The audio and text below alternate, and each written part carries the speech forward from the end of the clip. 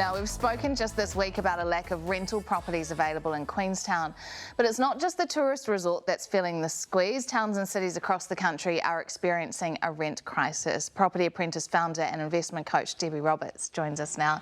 Hey Debbie. Good morning.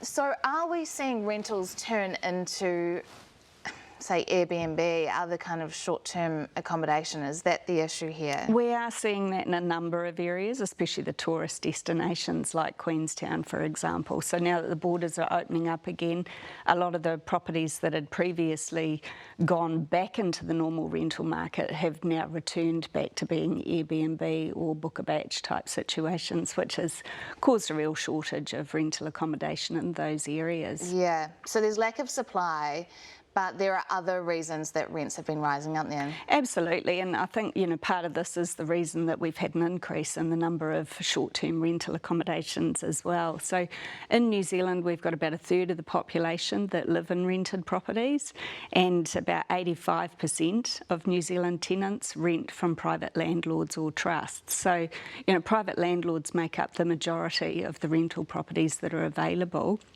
But we've got 5 key reasons, in my opinion, why we've seen an increase in the number of properties that are going into short-term rentals. So one of them is the removal of the 90-day notice. So now you have to provide evidence if you're wanting to end a tenancy, whereas beforehand, if there was a problematic tenant, you could give them 90 days notice and you didn't have to go through the arduous process of getting rid of someone. So with short-term rental accommodation, obviously that's not an issue.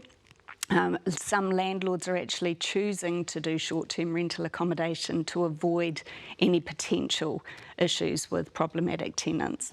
So that's one reason. Fixed-term tenancies, that's another one. So fixed-term tenancies are no longer fixed-term tenancies because if the tenant decides to stay on, the landlord has to let them, basically, even if it was agreed for a period of time. So an example there could be if you had a holiday home in Queenstown, for example, you might have previously rented it out as a fixed-term tenancy and just leave it available for when you were going to be using it. And now you wouldn't be able to do that because the tenants might go, nah, I don't want to move out. Right. So you'd chuck it on Airbnb instead? Chuck it on Airbnb instead, absolutely. There's also the healthy home standards, isn't there? Because some places might not have the money to comply with that and then they can't actually use it as a rental. Absolutely. So, and again, a lot of holiday homes, like our holiday home, for example, our home, we couldn't rent that out as a normal rental property without upgrading it, which seems a little ridiculous.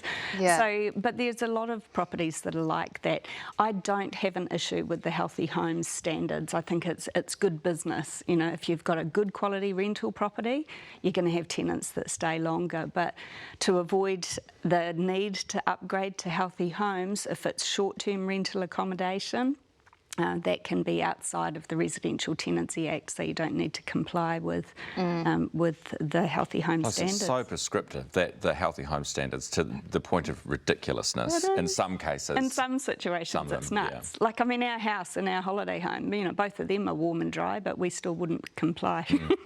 So, fourth reason, the ability to deduct interest on the mortgage. That's been a big impact for landlords.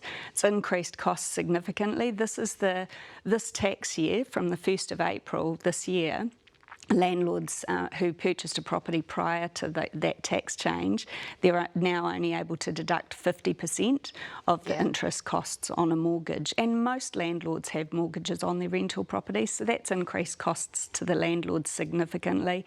I think over the next year or two, we're going to see more and more landlords selling because they literally can't afford to keep those properties anymore. So that's going to make it worse for tenants as well. Debbie, we're running out of time, but very quickly, because I think we've still got the 5th one.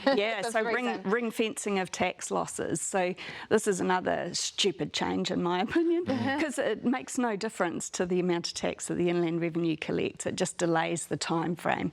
So previously, you'd be able to deduct those costs and get a help with the cash flow. But now it just means that it's longer before you start paying tax on the profits from rental properties. So it delays that, makes it harder for landlords to cover the costs, which increases the risk of them selling and making things worse for tenants. Yeah, this is the thing, isn't it? And you add to all of that the interest costs that have gone through the, Absolutely. then you're looking for tenants at quite high rents in the future, I would imagine, if there are supply issues. Yeah, and for landlords that are still in the market, it's a good time to be a landlord, at the risk of sounding really awful, but with the shortage of rental properties, rents are on the increase. It's just the ones that can't afford to do it anymore. Renters, yeah. Thanks for running us through that. That was Debbie Roberts. Thanks to our partners, Property Apprentice. Always good to see you.